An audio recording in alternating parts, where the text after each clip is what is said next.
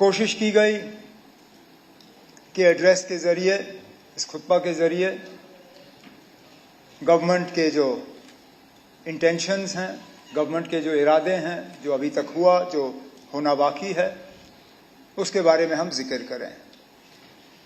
अब कई मेरे साथी एक एक नुक्ते पे गए और कहा ये नहीं था, ये नहीं था, ये नहीं था, पिछली एड्रेस में ये था, इस बार इसका जिक्र नहीं हुआ। स्पीकर साहब, गवर्नमेंट एक एड्रेस से दूसरी एड्रेस तक नहीं चलता। गवर्नमेंट 5 साल इन कंटिन्यूएशन चलता है। 4 महीने पहले इसी हाउस के सामने एलजी साहब ने पहला अपना खुतबा पेश किया। ज्यादातर बातें उसमें हुई। अब ये जरूरी नहीं है कि जो बातें 4 महीने पहले की गईं उन्हें दोबारा भी दोहराया जाए। पहला खुतबा देखिए, ये देखिए, ये इन कंटिन्यूएशन होता है, ये इन एडिशन होता है। ये खुतबा 4 महीने वाले पहले को रिप्लेस नहीं करता, उसको ऐड कर देता है। तो मेरे वो साथी जो ये तासुर शायद पैदा कराने की कोशिश कर रहे हैं कि हम कुछ चीजों पे अचानक खामोश हो गए, हमने कुछ चीजों का जिक्र नहीं किया, शायद 4 महीने पहले किया था लेकिन अब नहीं किया क्योंकि अब किसी ने कहा ये कोई प्रेम पत्र है। अब अगर हमने प्रेम पत्र लिखना होता हम पहले खुतबे में लिखते। मकसद ये था कि शुरुआत वहां से हुई, इसमें हमने और इजाफा किया। जब अगले साल, मैं उम्मीद करता हूं उस वक्त गवर्नर होंगे, जब उस वक्त गवर्नर साहब का खुतबा होगा और इजाफा होगा और अगले 5 साल तक ये सिलसिला चलता रहेगा। तो इसलिए मेरे जो सीनियर साथी श्यामलाल शर्मा जी पेजेस गिन रहे थे, जनाब उसमें इतने पैरा थे तो इसमें इतने पैरा हैं, उसमें इतने पेज तो इतने पेज। कागज बचाने का मेरा इरादा नहीं था। अगर कागज बचाने का ही होता तो हम फटाफट वो ई गवर्नेंस के जरिए आप तक पहुंचा देते। थोड़ी सी आपको हम राहत पहुंचाने की कोशिश कर रहे थे, इस बात का एहसास रखते हुए कि अगर एलजी साहब का खुतबा हम 1-1.5 घंटा रखते आपको सुनना पड़ता। अब कल ठीक इसी जगह लगभग 11-11:15 बजे आपको फिर मेरा ही भाषण सुनना होगा, कोई 2-2.25 घंटे, वो भी अंग्रेजी में। तो हमने सोचा ना, जब गवर्नर साहब ने 4 महीने पहले इतना लंबा सारा खाका आपके सामने खींचा, तो इस बार इसको थोड़ा कंसाइज करके बाकी बातें हम बाद के लिए रखेंगे। तो इसमें ऐसी कोई बात नहीं है कि हम अपना एजेंडा निकाल रहे हैं या किसी चीज पे हम खामोश रहना चाहते हैं। अब कई सारे साथी इस तरफ से भी, ऑपोजिशन के बेंचेस के तरफ से भी, डेवलपमेंट के हिसाब से बातें आई, कुछ सवाल आए, कुछ चीजों का जिक्र हुआ। अब मैं दोबारा ये बात दोहराऊंगा कि इस बात का एहसास रखते हुए कि कल उन्हीं चीजों पे बजट के दौरान मुझे बात करनी होगी, उसके ठीक बाद ग्रांट्स पे सिलसिला शुरू होगा, उस पे भी बहस होगी। मैं हाउस का वक्त नहीं लेना चाहूंगा और एक एक डेवलपमेंट की चीज को जो है यहां पे बात करें। कल बजट के सिलसिले में शुरू हो ही जाएगा और आने वाले कुछ दिनों पे हर इशू जो यहां ऑनरेबल मेंबर ने टच किया, हर महकमे को लेके, उन पे हम जो है अपना जवाब दे देंगे।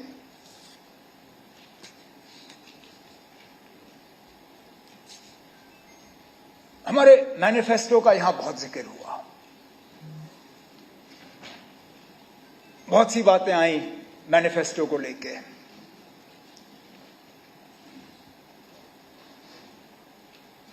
हमने सोच समझ के वो डॉक्यूमेंट तैयार किया। जम्मू कश्मीर के आवाम के साथ वो हमारा वादा है।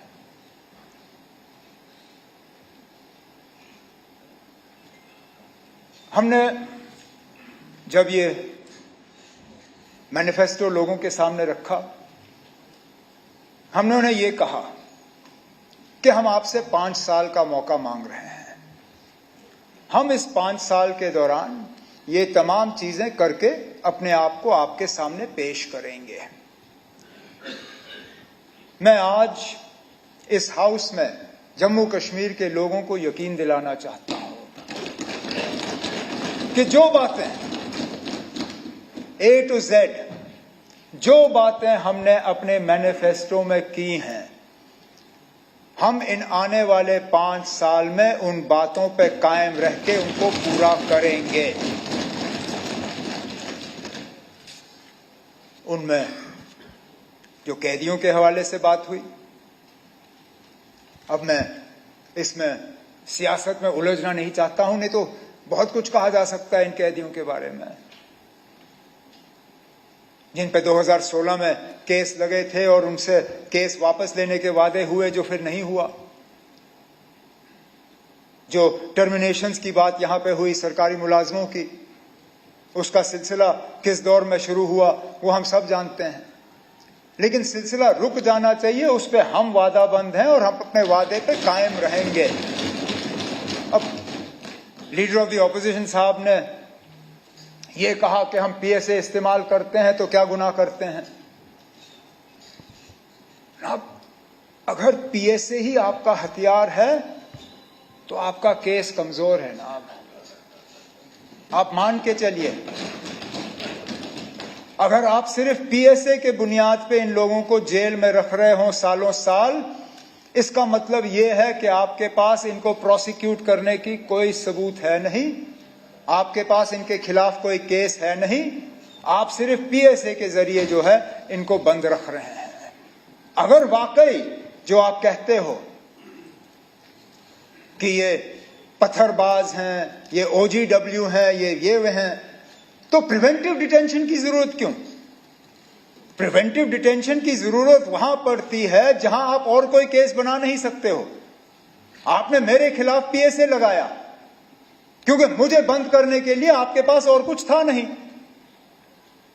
आपने पहले प्रिवेंटिव डिटेंशन में मुझे 6 महीने बंद रखा, जब वो अरसा बीत गया और कुछ चाहिए था आपको, आपके पास और कुछ था नहीं, तो पीएसए लगा के मुझे बंद कर दिया। ये जो 400 पीएसए में बंद हैं, अगर वाकई जो आप कहते हो सही है, क्योंकि आज पुलिस और लॉ एंड ऑर्डर मेरे पास है नहीं, तो जो आंकड़े आपके पास आ जाते हैं वो मेरे पास नहीं आते। आप ब्रीफिंग लेके आते हो, मेरे पास वो ब्रीफिंग है नहीं।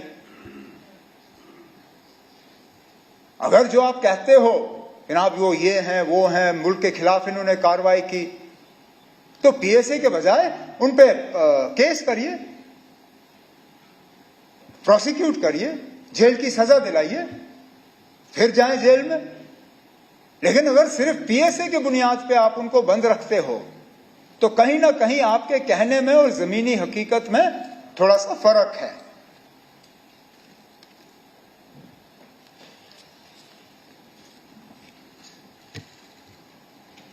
$370 के हवाले से बहुत बात हुई। मैं फिर honourable leader of the opposition की तकरीर के हवाले से ही बात करूंगा। कहा कि 370 को लेके हम हाउस का टाइम जाया करते हैं, लेकिन जितना हमने 370 पे बात की उससे ज्यादा तो शायद उस तरफ से बात आई। हर तकरीर में 370 को हटाने की जस्टिफिकेशन वहां से आई। आप खुद ऐसे काम गिन रहे थे, मैं थोड़ी देर के लिए मैं दीवारों के आसपास देख रहा था कि कहीं ऐसा ना हो कि मैं पार्लियामेंट शिफ्ट कर गया हूं, क्योंकि आपकी तकरीर तो ऐसा लग रहा था जैसे आप प्रेसिडेंट्स एड्रेस पे अपनी तकरीर कर रहे हैं जब बजाय लेफ्टिनेंट गवर्नर्स एड्रेस पे। यहां के काम गिनने के बजाय आप दिल्ली की हुकूमत, मरकजी हुकूमत के काम गिन रहे थे। आपने ये अपने बड़े बड़े प्रोजेक्ट्स के हवाले से बात की, कोई रिंग रोड, कोई ये रोड, कोई वो रोड, कोई ये। मैं आपसे सिर्फ एक सवाल पूछता हूं ना, आप मुझे ये बताइए, इनमें से कौन से ऐसे काम हैं जो बिना 370 हटाए नहीं मुमकिन होते? बताएं, क्योंकि आज तक मुझे इस सवाल का जवाब नहीं मिला है। आप जो काम गिनते हो, IIT, IIM, AIIMS, ring road, ये बाकी चीजें, इनमें से ज्यादातर वो काम हैं जो 2019 से पहले शुरू हुए। लेकिन मैं उस झगड़े में पड़ूंगा ही नहीं। मैं आपसे ये पूछता हूं ना, मुझे बताइए वो कौन सा ऐसा डेवलपमेंट रिलेटेड काम हुआ है जो 370 हटने से पहले मुमकिन नहीं था? डेवलपमेंट के लिहाज से कौन सी बेहतरी आई? अब चलिए, आज आप कहेंगे आपको इस पे जवाब देने का मौका नहीं मिला। चलिए, बजट में जब आप तकरीर करेंगे, कम से कम उस वक्त मुझे बताइए ना, आप कोई ऐसा एक प्रोजेक्ट बताइए मुझे जो बिना 370 हटाए हुए यहां मुमकिन नहीं होता। मैं भी अपनी जगह समझ जाऊं कि ना वाकई शायद कोई बहुत बेहतरी या तरक्की आई है।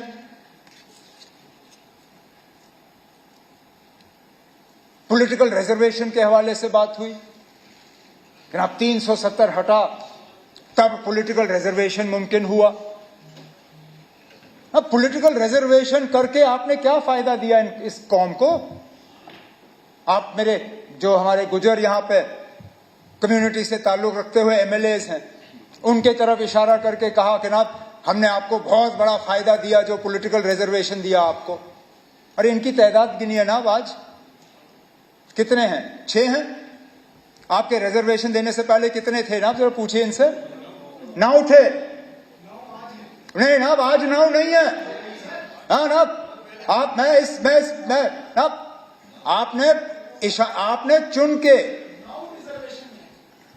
आपने चुन के गुजर कम्युनिटी को कहा ना, आप थे ना, आपने इनको कहा, आपने अब आप अपनी बात को दूसरे अंदाज में पेश करेंगे, लेकिन मैं हाउस में मौजूद था।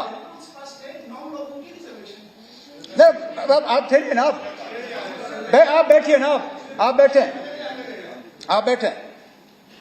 आपने उस वक्त हमारे तरफ उंगली करके ये कहा कि इन लोगों ने आपको, मतलब गुजरों को, ST का दर्जा देने के बाद भी पॉलिटिकल रिजर्वेशन नहीं दी। ये कहा आपने ये नहीं कहा कि हमने 9 सीटें पॉलिटिकल रिजर्वेशन दी।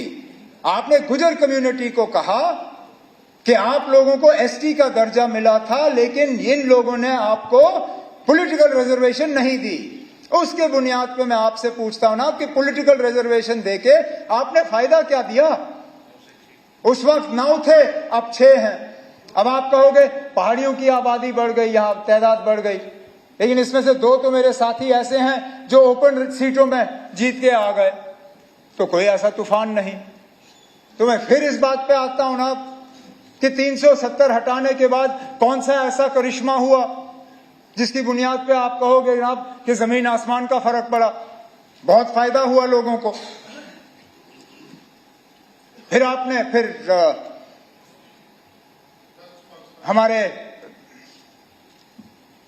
हमारे साथी शक्ति परिहार साहब ने अपनी तकरीर में शुरू में ही कहा कि 370 जो है वो जम्मू कश्मीर में करप्शन, नेपोटिज्म और एक और अंग्रेजी अल्फाज इस्तेमाल किया जो मुझे याद नहीं है, टेररिज्म।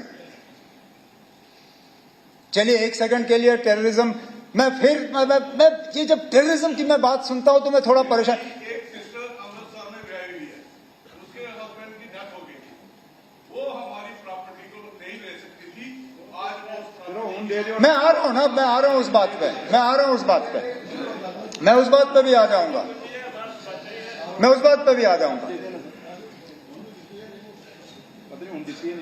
टेररिज्म, अभी तक तो लीडर ऑफ द ऑपोजिशन साहब कह रहे थे कि यहां पे टेररिज्म के लिए पाकिस्तान कसूरवार है, इसलिए हम पाकिस्तान से बात नहीं करेंगे। लेकिन शक्ति परिहार साहब कहते हैं कि टेररिज्म यहां पे 370 की बदौलत है। अब खुदारा मुझे बताइए ना, टेररिज्म 370 की बदौलत है या पाकिस्तान की बदौलत?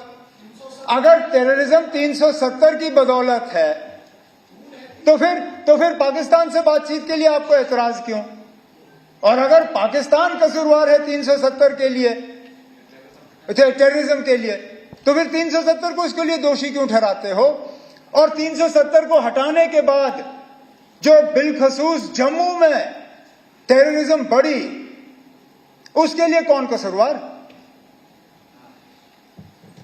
जिन इलाकों को मैं दावे से कहता हूं हमने अपनी हुकूमत, कांग्रेस नेशनल कॉन्फ्रेंस की हुकूमत जिसमें सलातिया साहब और श्यामलाल शर्मा साहब मेरे साथ मंत्री थे, इतना बड़ा जम्मू का हिस्सा हमने पूरा जी टेररिज्म से मुक्त किया था। पूछिए इनसे, कम से कम इस बात पे तो ये इनकार नहीं कर सकेंगे। कब हुए जम्मू शहर में हमले जब हम मंत्री थे? कब हुए रियासी में हमले जब हम मंत्री थे? कब हुए यात्रियों पे हमले जब हम मंत्री थे? कब हुए रजौरी बाजार में हमले जब हम मंत्री थे? नहीं हुए। मैं कितने मैं गिनना नहीं चाहता हूं, नहीं तो गिनने की, अगर मैं गिनना शुरू कर गया तो फिर कोई एंड नहीं होगा इसका। लेकिन मेरा कहने का मतलब यह है ना, अगर अकेले 370 ही जम्मू कश्मीर में टेररिज्म के लिए जो है कसूरवार है, तो हटाने के बाद बंद हो जाना चाहिए था। नहीं हुआ ना, तो इसमें भी फेल, इसमें भी फेल। फिर नेपोटिज्म की तो मैं बात करूंगा ही नहीं, क्योंकि उसमें कोई पार्टी जो है वो कहते हैं ना हमाम में सब नंगे, ना हम नेपोटिज्म की बात कर सकते ना आप, तो छोड़ दीजिए उसको। अब करप्शन की हम बात करें, 370 करप्शन के लिए जो है जिम्मेदार था, और हटने के बाद अब करप्शन है नहीं। जल जीवन मिशन पे सबसे ज्यादा शोर किसने किया ना? सबसे ज्यादा शोर जल जीवन मिशन पे किसने किया? क्या कहा? जुगाड़ जीवन मिशन? हाँ, जुगाड़ू जीवन मिशन, जल जुगाड़ मिशन, कुछ ऐसा ही कहा। ये मेरे अल्फाज नहीं है, उस तरफ से आए। हम एज मिनिस्टर, अब शायद कहना नहीं चाहिए, लेकिन हम आपस में बैठ के ये बात करते हैं कि अगर क्वेश्चन आवर में पहले 2 सवाल जो हैं वो जल जीवन मिशन के हों, हमारा काम आसान हो जाता है, क्योंकि 40-45 मिनट तो इसी बेचारे जावेद राणा साहब के ही निकल जाते हैं। क्योंकि आप में से कोई ऐसा नहीं है जो जल जीवन मिशन को लेके परेशान नहीं या शिकायत नहीं करता। एक चलिए, माइनिंग पे करप्शन पे इल्जाम आपने लगाए, हमने नहीं। हमने तो इसका कभी जिक्र ही नहीं किया। इस सेशन से पहले जल जीवन मिशन के बारे में शिकायतों का आपने हमसे तो सुना नहीं होगा। जमीनों के मामलों में करप्शन की बात, मिस गवर्नेंस की बात, कन्वर्जन ऑफ लैंड यूज, वो हमारी बदौलत नहीं, वो सब पोस्ट 370 आया, जिसकी बात श्यामलाल शर्मा साहब ने क्वेश्चन आवर के दौरान इतने जोरों शोर से किया। वो सारा कानून तो 370 हटने के बाद आया। तो फिर मैं पूछता ना, क्या बेहतरी आई? करप्शन भी नहीं रुका, मिस गवर्नेंस भी नहीं रुका। अब ठीक है, आप कहते हो कभी नहीं आएगा, हम कहते हैं हम वापस लाएंगे, तो कहते हैं उम्मीद पे दुनिया कायम है। ठीक है ना, हम अपनी उम्मीद की दुनिया में रहेंगे, आप अपनी दुनिया में रहो, देखते हैं कौन सही निकलता है। लेकिन ये मुझे मत कहिए ना कि अब सुप्रीम कोर्ट का मोहर लग गया है। मैं वकालत नहीं जानता हूं, शायद मुझे नहीं मालूम अगर आपने वकालत की होगी या नहीं, लेकिन आपके आसपास काफी मतलब अच्छे हट्टे कट्टे वकील बैठे हैं ना। ये भी जानते हैं ना कि अदालत का फैसला दूसरी अदालत में टाला जा सकता है या बदलाया जा सकता है। सुप्रीम कोर्ट में 3 जज का बेंच जो है 5 जज का बेंच बदला सकता है। 5 जज का बेंच 7 जज का बेंच बदला सकता है। जब तक पूरा बेंच नहीं बैठता तब तक फैसले बदलाए जा सकते हैं। अब क्या इस तरह के हालात मुल्क में पैदा होंगे या नहीं होंगे, आप कैसे कह सकते हो ना? ठीक है ना? अब आपके पास कौन सी ऐसी जादू की छड़ी है कि आप कह सकते हो कि इस तरह के हालात कभी मुल्क में बनेंगे नहीं? मैं तो ये दावा कर नहीं सकता हूं। ये दावा लोग करते जब बीजेपी के 2 MP थे राजीव गांधी साहब के वक्त में। उस वक्त कभी सोचा जा सकता था कि मुल्क में इस तरह के हालात होंगे, लेकिन बन गए। क्या पता ना अब आगे क्या होगा। हम फिलहाल इस पे बात करते रहेंगे, वो हमारा हक है। ये हक आप आपसे छीन नहीं सकते, क्योंकि जो हम बात कर रहे हैं वो इस मुल्क के आईन के तहत कर रहे हैं। अब मैं इस बात में पढ़ूंगा ही नहीं कि टेम्पररी स्टेटस था या नहीं था।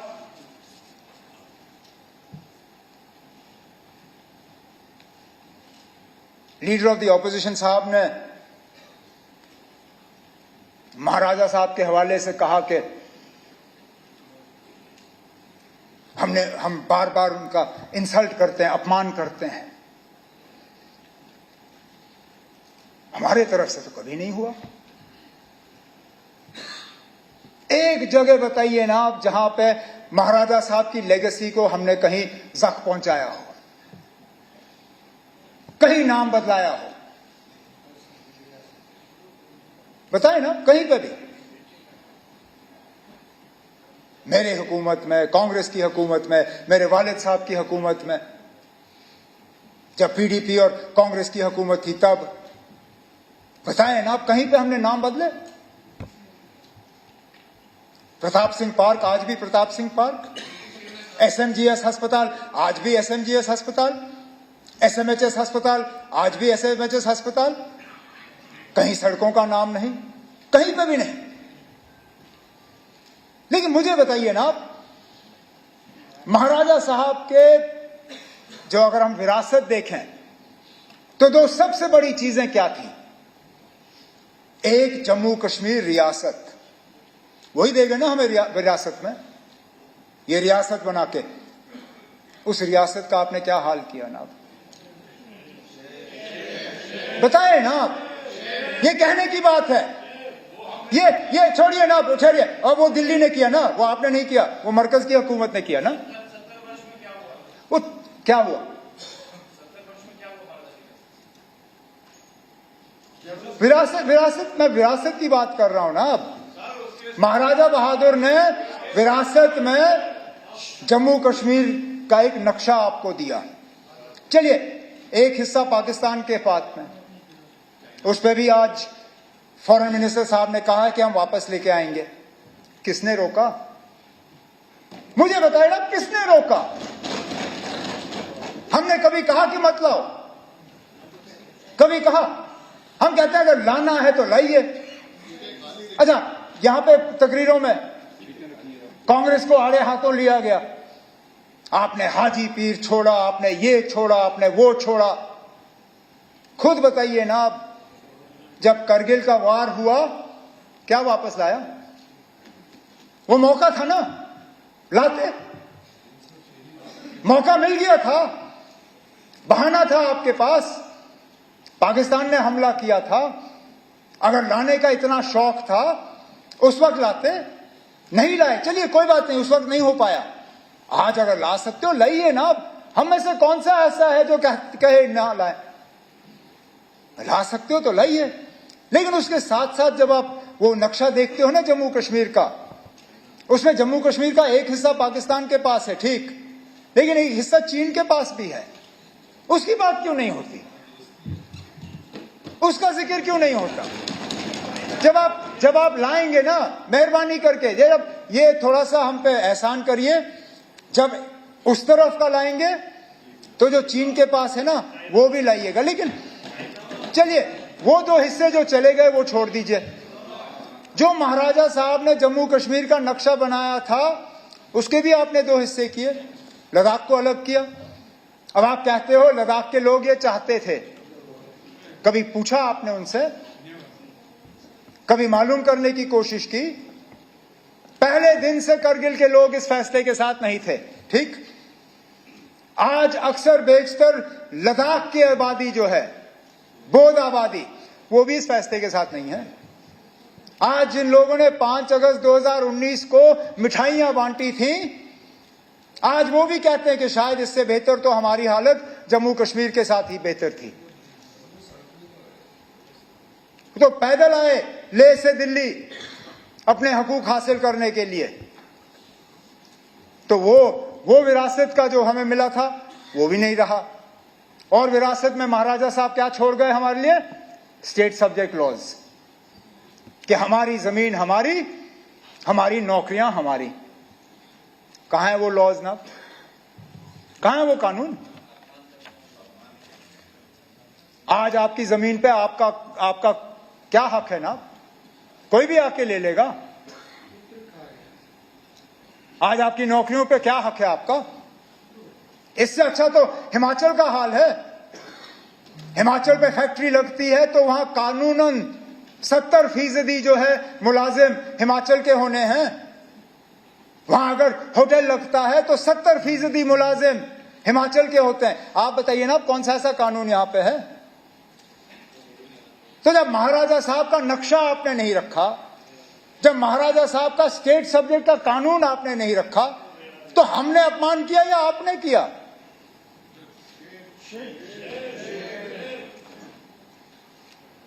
लेकिन चलिए, कर लिया। फिर 13 जुलाई पे आप नाराज हुए। आपने वो अल्फाज इस्तेमाल किए जो स्पीकर साहब ने मजबूरन उनको एक्सपंज करना पड़ा। लेकिन आपकी और हमारी सियासी सोच बिल्कुल अलग है। आपकी आइडियोलॉजी, हमारी आइडियोलॉजी, उनमें कोई मेल नहीं है। लेकिन कम से कम जब हम अल्फाज इस्तेमाल करें तो सोच समझ के करें। उन 22 लोगों ने जो 13 जुलाई 31 को कुर्बानी दी, वो किस लिए दी? एक आवाज हासिल करने के लिए, कुछ हकूक हासिल करने के लिए।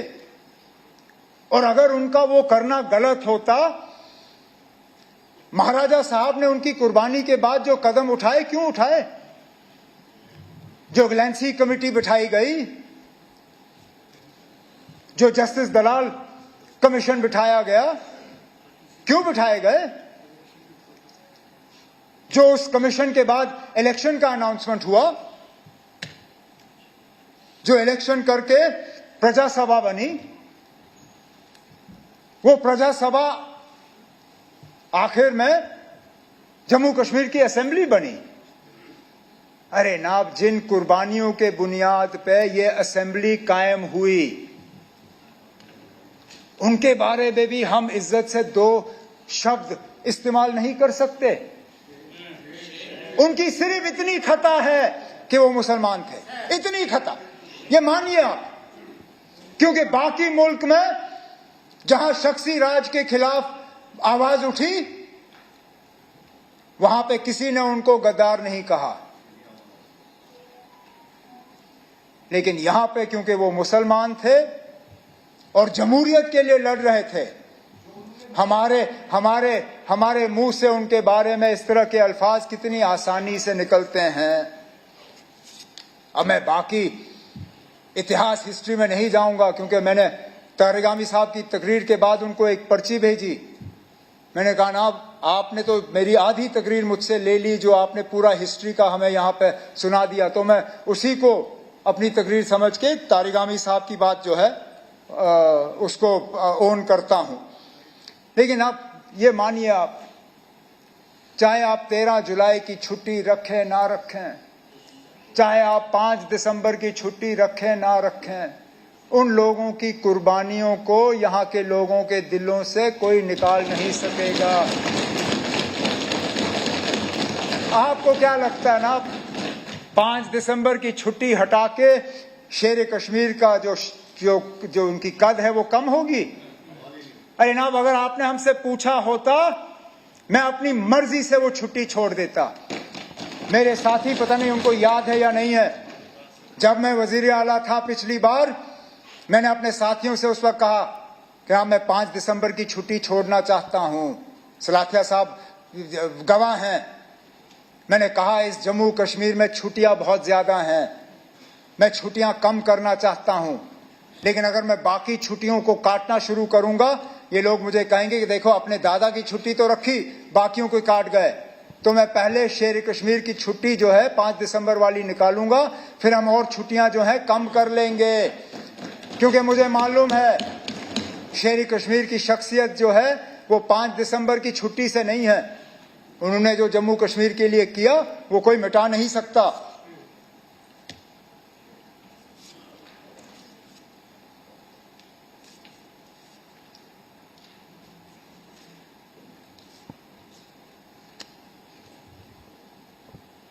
स्टेटहुड का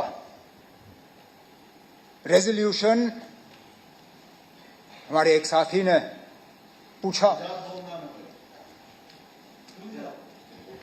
नहीं, मैं उस पर आ रहा हूं कि वो असेंबली में क्यों नहीं आया, कैबिनेट में क्यों।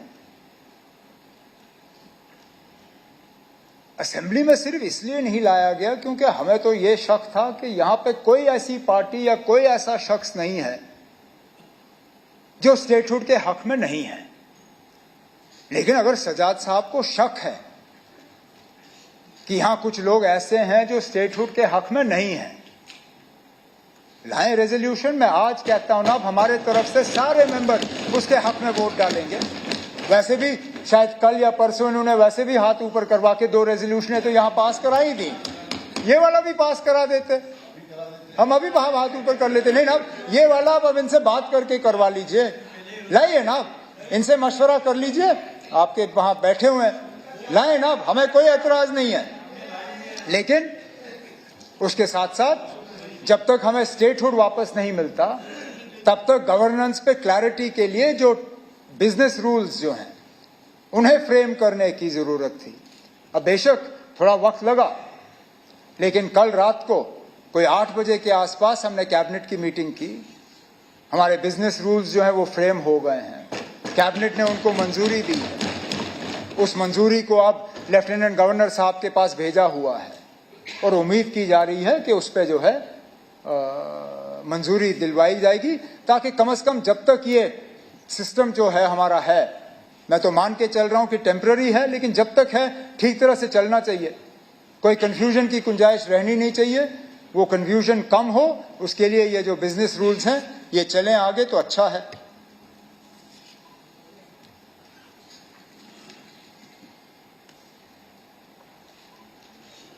क्योंकि इसी में हमारी डिग्निटी और जो रिस्पेक्ट ऑफ द इंस्टीट्यूशन, जिसके हवाले से श्यामलाल शर्मा जी ने सुबह भी बात की, अपनी तकरीर में भी कहा, आधा तो हमारी डिग्निटी तो इस स्टेटहुड के जाने से ही जली गई ना। इससे पहले जब एमएलए थे, वारंट ऑफ प्रेसिडेंस में आपका क्या नंबर था ना? आज क्या नंबर है? हाँ, आज क्या है? आज पता नहीं हम कहीं खाते में है भी या नहीं। मेरा नंबर एज चीफ मिनिस्टर, जब मैं इससे पहले यहां खड़ा था, मैं यूनियन कैबिनेट मिनिस्टर के बराबर था। अपनी रियासत में तो यूनियन कैबिनेट मिनिस्टर से भी ऊपर। आज तो पता नहीं मैं एमओएस के नीचे कहीं घूम रहा हूं। तो dignity end of the institution और ये सारा, ये भी इसमें जुड़ा हुआ है। तभी तो हम लड़ रहे हैं ना। अब ये स्टेटहुड की लड़ाई हम अपने लिए नहीं लड़ रहे हैं, ये मेरी अपनी लड़ाई नहीं है, ये जम्मू कश्मीर के फायदे के लिए लड़ाई है। क्योंकि जो चीजें हम करना चाहते हैं उनमें से कई सारी ऐसी चीजें हैं जिनको अमली जामा हम तब पहना पाएंगे, जिन चीजों को वापस लेने की जरूरत है, जिन चीजों को बदलने की जरूरत है।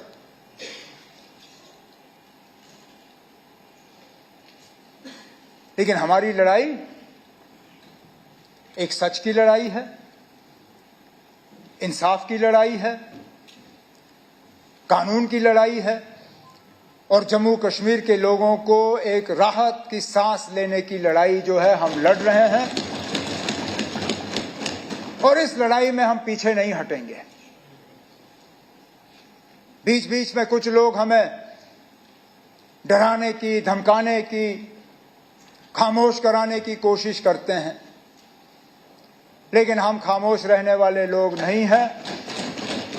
हम जम्मू कश्मीर के लोगों के हकूक के लिए, जम्मू कश्मीर के लोगों के बका के लिए, जम्मू कश्मीर की तरक्की के लिए, जम्मू कश्मीर के भाईचारे के लिए अपनी लड़ाई जारी रखेंगे।